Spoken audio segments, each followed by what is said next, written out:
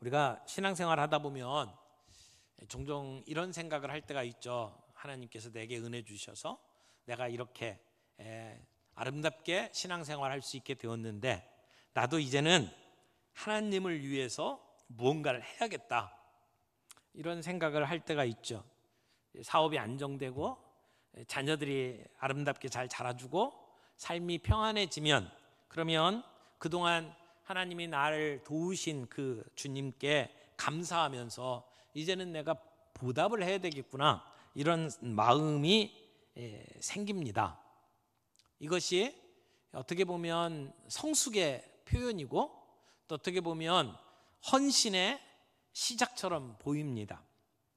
그런데 그럴 때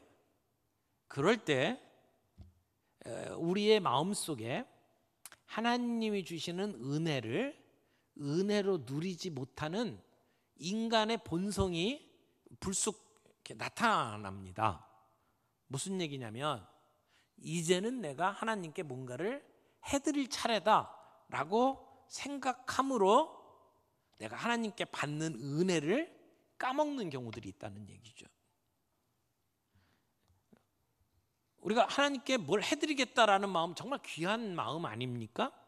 그러나 이때 우리가 놓치지 말아야 될 것은, 우리가 하나님께 뭔가를 해드려야 한다는 것이 먼저가 아니고 하나님이 우리에게 뭔가를 해주셨던 것을 기억하는 게 먼저라는 거예요.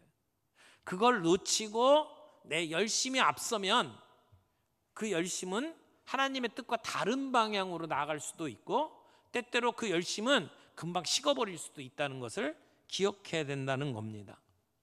우리는 살아가면서 수많은 약속을 합니다. 우리 사람들에게도 약속을 하죠. 그런데 그렇게 약속을 하고 지키지 못할 때가 얼마나 많이 있습니까? 근데 우리가 하나님께 이런저런 약속을 하면서 나아가는데 정말 우리가 하나님 앞에 드렸던 약속들은 얼마나 지켜졌나요? 근데 우리의 그 신실하지 못한 약속과는 달리 하나님의 약속은 변함이 없습니다. 하나님은 한 번 약속하신 것은 반드시 이루시는 하나님입니다. 하나님께서는 우리가 하나님께 신실하게 약속을 하고 그리고 약속을 이루어 드릴 때 하나님이 우리에게 복 주시는 게 아니고, 하나님은 우리의 약속이나 헌신 이전에 우리에게 이미 약속하셨고 우리에게 생각보다, 우리가 상상하는 것보다 큰 은혜로 우리를 붙드셨다는 겁니다. 다윗 삶에 오늘 우리가 이야기를 듣고 있는데, 다윗이 왕궁에 평안하게 지낼 수 있게 되었을 때에 하나님의 궤는 아직도 성막 텐트 속에 있고 자기는 의리의리하게 지은 백향목 집의 궁전에 있다는 것을 보게 되면서 내가 하나님의 전을 지어야겠다라고 하는 열망을 갖게 됩니다. 좋은 의도죠. 그렇지만 하나님은 다윗의 그 열망과 헌신 앞서서 하나님은 먼저 다윗에게 약속을 하셨습니다. 하나님께서는 네가 나를 위해 집을 짓겠다고? 내가 너를 위해서 집을 지어주마, 그렇게 말씀을 하셨어요. 오늘 우리가 함께 읽은 이 이야기가 하나님께서 다윗에게 주셨던 약속을 다윗 언약이라고 부르거든요. 다윗 언약. 그리고 이 다윗 언약은 단순히 다윗과 그의 자손들에게 준 약속이 아니라 장차 오실 예수 그리스도에 대한 약속입니다. 그래서 구약 성경 가운데 가장 중요한 약속 중에 하나다, 이렇게 이야기를 합니다. 그리고 오늘 이 하나님이 우리에게 주신 약속을 붙들고 살 수 있는 중요한 그 근거가 오늘 다윗에게 주신 약속에 포함되어 있습니다. 그래서 오늘 이 구약 성경의 신학의 가장 절정에 해당하는 부분을 오늘 우리가 함께 마주하게 되었는데요. 이 말씀을 통해서 우리가 이 땅 가운데 어떻게 하나님의 약속을 붙들며 살아가야 될지에 대해서 함께 생각해보는 귀한 시간이 되기를 바랍니다. 먼저 첫 번째는 인간의 열심보다 하나님의 뜻이 먼저라는 겁니다. 인간의 열심보다 하나님의 뜻이 먼저입니다. 인간의 열심은 잘못하면 하나님의 주권적인 계획을 막아설 수 있습니다. 방해할 수 있다라는 겁니다. 오늘 이야기는 다윗이 주변의 모든 원수들을 무찌르고 이제 백향목 궁전에서 평안하게 지내게 되었을 때에 일어난 이야기입니다. 다윗은 오랫동안 도피 생활을 했잖아요. 긴 시간, 힘든 시간을 보냈어요. 그리고 유다의 왕으로 등극했지만 내전이 일어나서 7년 반 동안 또 전쟁을 겪어야만 했습니다. 그리고 난 뒤에 이스라엘 통일 왕국의 왕으로 서게 되죠. 그리고 그때 다윗은 여부스 사람들이 살고 있던 그 예루살렘 성을 이제 공격을 하고 그 성을 이제 점령하게 됩니다. 그리고 그 성 이름을 다윗성이라고 얘기를 했습니다. 그것이 예루살렘이죠. 우리가 말하는 시온산입니다. 다윗은 그곳을 정복하고 거기에 왕궁을 짓습니다. 그런데 자기가 살게 되는 왕궁과 하나님의 언약궤가 있는 성전을 비교해 보니까 너무나 부끄러운 거예요. 하나님의 임재와 통치의 상징물인 언약궤는 여전히 장막 텐트 속에 머물고 있고, 자기는 두로왕이 도와줘서 백향목 궁궐을 짓고 지금 지내고 있단 말이에요. 그런 모습을 보니까 너무 마음이 안 좋았던 겁니다. 다윗은 그전에도 하나님의 그 언약궤를 다윗성으로 옮기기 위해서 노력을 많이 했습니다. 이 사울 왕 때 전쟁에 나가서 이 언약궤를 들고 가면 전쟁에 이길 거라고 생각을 하고 전쟁터에 언약궤를 메고 갔는데, 근데 거기서 블레셋에게 대패하죠. 그리고 언약궤를 빼앗깁니다. 그래서 블레셋 사람들이 언약궤를 가지고 가죠. 거기서 이렇게 머무는 동안에 하나님께서 그 블레셋 사람들에게 재앙을 내리시고, 그래서 도무지 더 이상 법궤를 자기들이 갖고 있을 수 없다 해서 가져가도록 합니다. 그래서 그 언약궤가 아비나답의 집에 머물게 되죠. 그래서 다윗은 사람을 보내서 그 아비나답의 집에 있는 법궤를 다윗성으로 이제 옮기기로 결심을 했습니다. 그런데 율법에 정해진 대로 사람들이 메고 그리고 그 법궤를 옮겨야 되는데, 달구지에다가 그 당시로 이야기하면 최신식 자동차에다가 법궤를 메고 그리고는 이동을 하다가 흔들리는 걸 붙잡다가 결국은 죽게 되는 사고가 벌어지죠. 그래서 다윗성으로 옮기던 일이 무산이 되고 오벳 에돔의 집에 모시게 됩니다. 다윗은 그 언약궤를 다시 다윗성으로 가져오려고 했습니다. 이번에는 예전에 실수했던 것하고 다르게 올바른 방법으로 언약궤를 무사히 예루살렘으로 옮겼어요. 그래서 언약궤가 예루살렘 성에 도착하는 날 온 백성들이 축제 잔치를 베풀었죠. 그리고 나서 다윗이 그 언약궤가 머무는 그 성막을 보면서 마음에 새로운 소원을 품게 된 겁니다. 내가 이 언약궤가 머무는 성전을 지으리라. 하나님의 그 위엄과 하나님의 권위에 걸맞는 그런 성전을 지으리라, 그렇게 결심을 했습니다. 그가 이런 결심을 하게 된 동기는 뭐였죠? 2절 말씀을 보니까 다윗이 나단에게 이렇게 이야기합니다. 나는 백향목 궁에 살거늘 하나님의 교회는 휘장 가운데 있도다.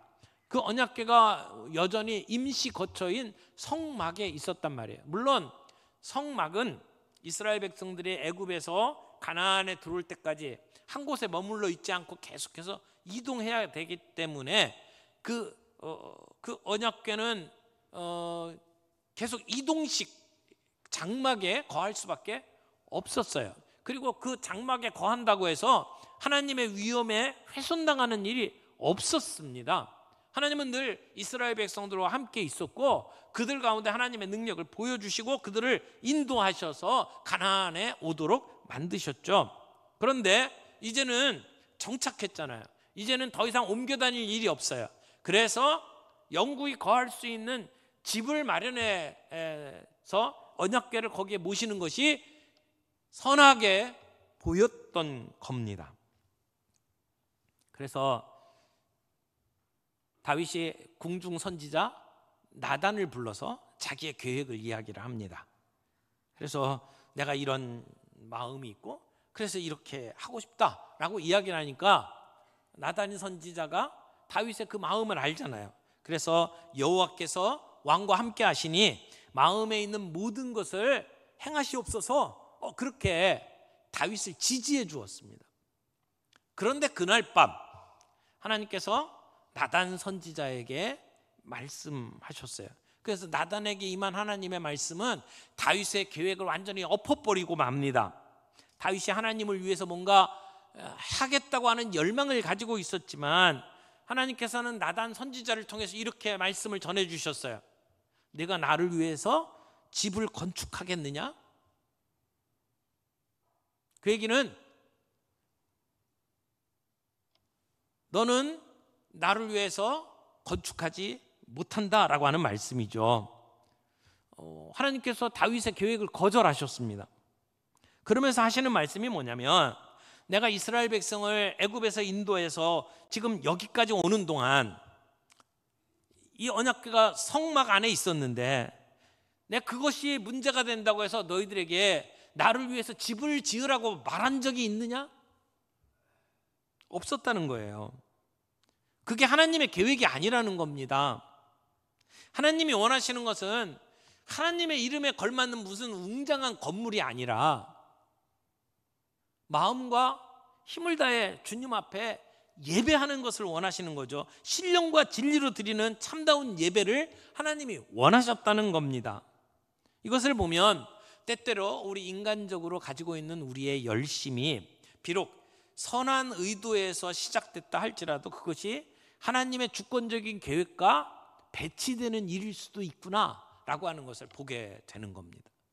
우리가 하나님의 이름을 걸고 이런 일을 하겠다 저런 일을 하겠다고 하는데 그것이 하나님의 뜻이 아닐 수도 있다는 것을 보여주는 겁니다. 그래서 하나님은 다윗이 이 건축 사업에 주목하도록 하는 것이 아니라 하나님이 그 백성을 위해서 하시는 일에 다윗과 백성들이 주목하기를 원하셨던 겁니다. 하나님은 하나님의 새 시대를 열어갑니다. 근데 그것이 다윗의 손으로 여는 새 시대가 아니라 하나님의 손으로 여는 새 시대기를 바라신 겁니다. 성전이 아니라 언약에 기초한 하나님의 새 시대, 인간의 열심이 아닌 하나님의 약속에 의해서 시작되는 새 시대. 하나님은 그래서 다윗이 하나님을 위해서 무엇을 할까가 중요한 것이 아니라 하나님이 다윗을 통해서 어떤 일을 하시는가에 집중하기를 원하셨다는 겁니다. 그래서 오늘 이 다윗의 이야기는 우리에게 하나님의 일을 하는 신앙인이라기보다는 하나님이 일하신다는 것을 믿는 신앙인이 되기를 원하신다, 이 말씀을 전하고 있다고 생각을 해요. 좀 어렵나요? 하나님의 일을 하는 거 정말 귀한 거잖아요. 근데 하나님의 일을 하는 신앙인이 아니라 하나님이 일하시는 것을 믿는 신앙인이 되라는 겁니다.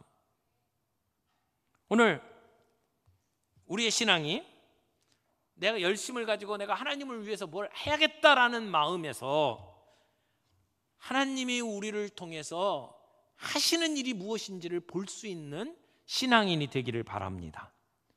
오늘 우리의 관점이 그저 내 열심으로 내 뜨거움으로 신앙생활을 하는 것이 아니라 하나님이 나를 위해서 이미 이루신 일이 무엇인지를 보고 우리를 통해서 하나님이 어떤 일을 하고 계시는지를 볼 수 있는 영적인 안목이 저희 모두에게 있기를 바랍니다. 두 번째로 함께 살펴볼 내용은 하나님은 은혜로 우리를 세우신다는 겁니다. 하나님의 주권적인 은혜로 우리를 세우십니다. 다윗은 하나님을 위하여 내가 집을 짓겠다라고 얘기를 했는데 하나님은 오히려 내가 너를 위하여 집을 세우리라 말씀하셨습니다. 우리가 종종 하나님의 계획보다 앞서가는 열심이 있을 수 있어요. 그래서 하나님의 뜻과는 다른 일들을 하면서 내가 믿습니다 그렇게 얘기를 한단 말이에요. 그럴 때 우리는 멈춰서서 하나님이 나를 위해서 세우시는 집이 무엇인지를 볼 수 있어야 한다는 겁니다. 오늘 사무엘하 7장 말씀이 바로 그 자리에서 시작되는 말씀이에요. 인간의 계획이 멈추고 하나님의 약속이 시작되는 자리. 그래서 하나님은 다윗에게, 다윗뿐만 아니라 우리 모두에게 이렇게 말씀을 하는 겁니다. 내가 나를 위해서 집을 짓겠느냐? 아니다. 내가 너를 위해서 집을 지을 것이다. 이것이 하나님께서 다윗에게 주신 약속입니다. 언약입니다. 여기서 내가 너를 위해서 집을 짓겠다 할 때 그 집은 우리가 눈에 보이는 건물이 아니에요. 다윗 이후에 이어질 다윗 왕조를 가리키는 말이죠.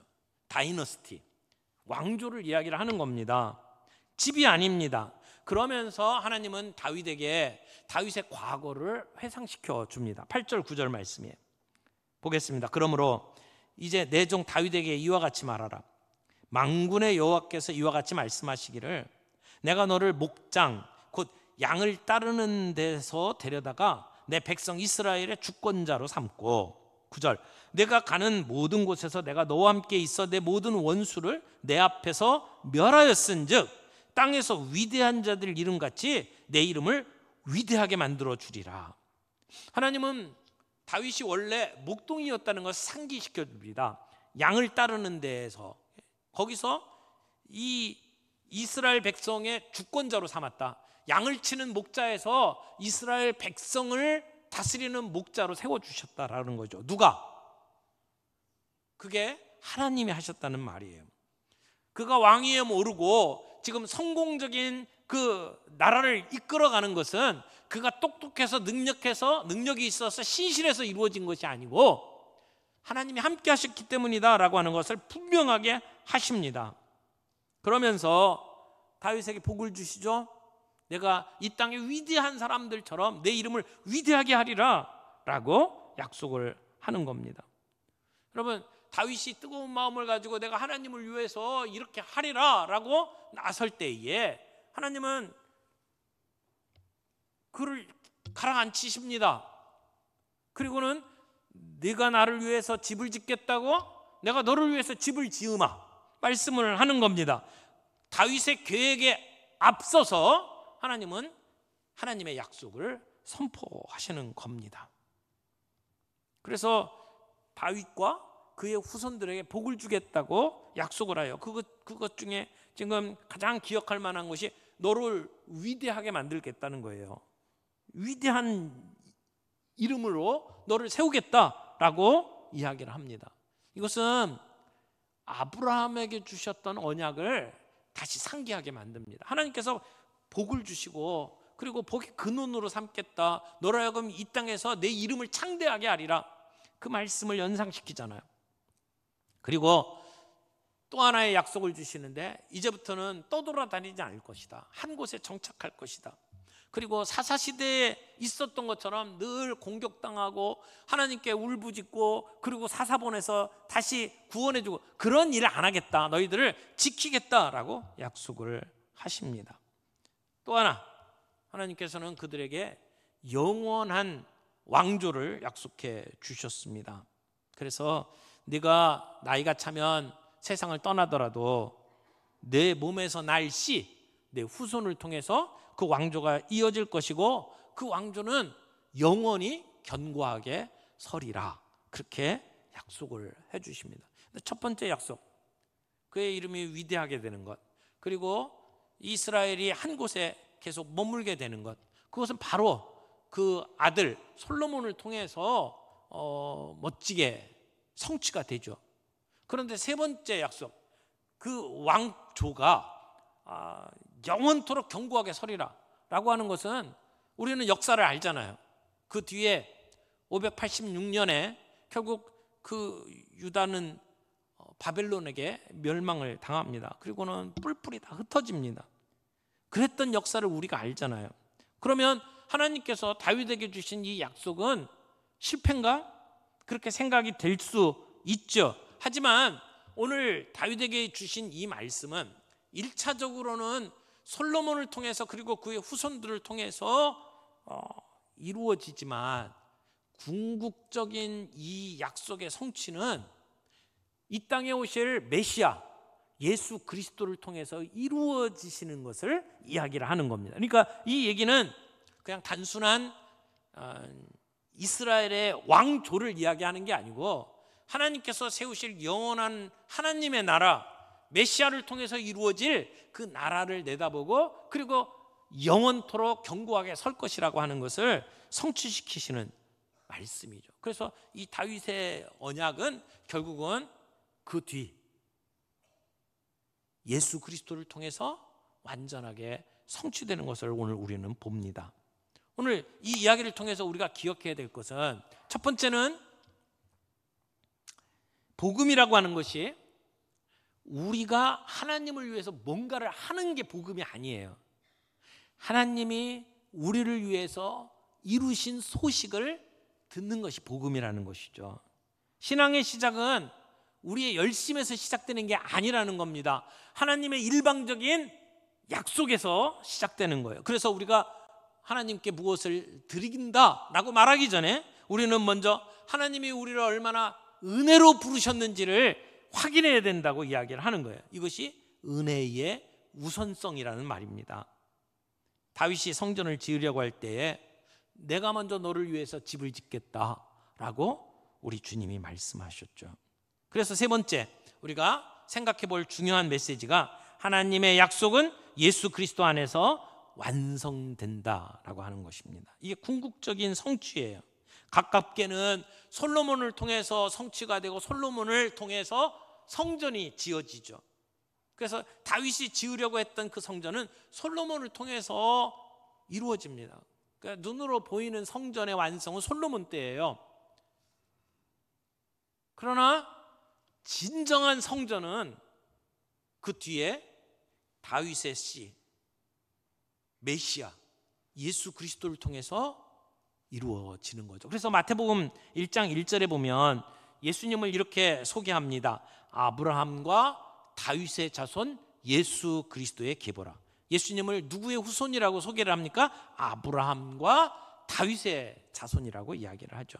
누가복음 1장 32절 33절에 보면 천사가 와가지고 마리아에게 이렇게 이야기를 합니다. 주는 위대하신 자가 되고 지극히 높으신 이의 아들이라 일컬어질 것이요 주 하나님께서 그 조상 다윗의 왕위를 그에게 주시리니 영원히 야곱의 집을 왕으로 다스릴 것이며 그 나라가 무궁하리라.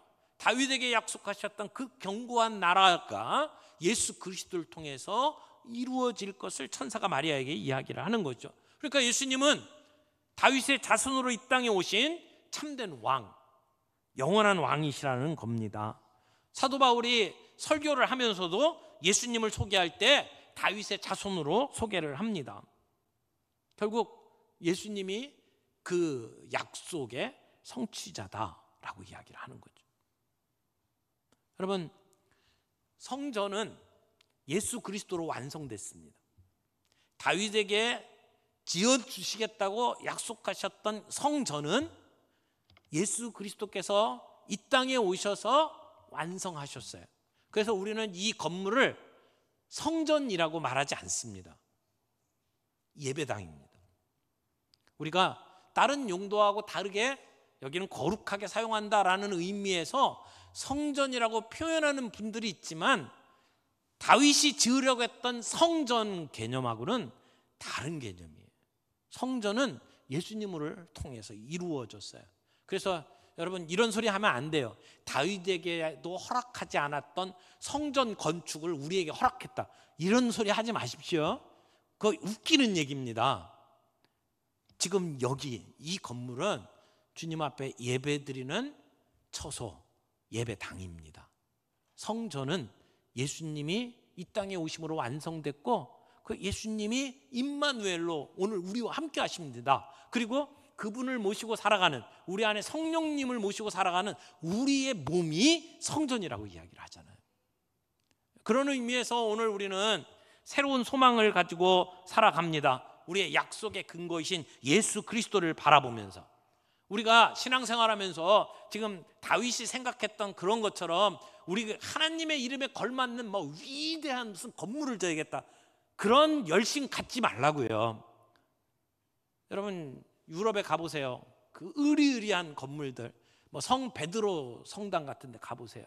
얼마나 멋집니까? 얼마나 화려합니까? 막 하늘 높이 올라가는 건물들을 지어놨잖아요. 근데 그게 무슨 의미가 있습니까? 그거 짓겠다고 온갖 악행을 저지르지 않았습니까? 우리가 그거 부러워할 이유가 없어요. 하나님이 원하시는 건 그런 건물이 아니에요. 백향목 궁처럼 막강한 권력이나 부나 명예가 우리의 근거가 아니라고요. 사람들은 끊임없이 그런 왕국을 세워서 나를 보여주려고 합니다. 우리가 그런 인간의 욕망에 빠져서는 안 됩니다.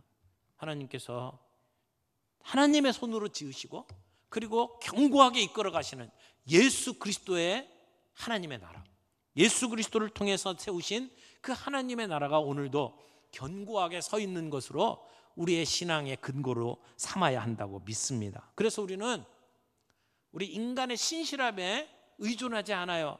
우리는 늘 약해요. 약속하고도 실행하지 못해요. 무너져요. 하나님의 약속에 우리의 소망을 두고 그 약속에 순종하면서 살아가는 우리의 삶이 될 줄로 믿습니다.